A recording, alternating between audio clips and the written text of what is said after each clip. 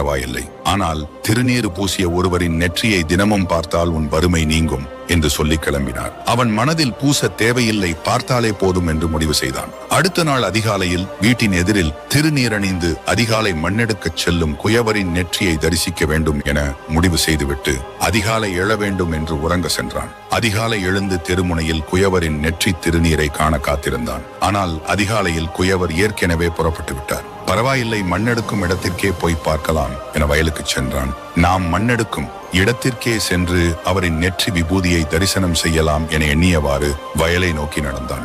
குயவர் நெற்றி நிறைய விபூதியுடன் மண்ணை தோண்டிக் கொண்டிருக்கும் போது எதிர்பாராத விதமாக புதையல் பானை அவருக்கு சிக்கியது. அந்த தங்க பானை புதையலை கண்டு அதிர்ச்சியும் மகிழ்ச்சியுடனும் இதை எப்படியாவது வெளியில் யாருக்கும் தெரியாமல் வீட்டுக்கு கொண்டு சென்று விட வேண்டும் என்று எண்ணினார்.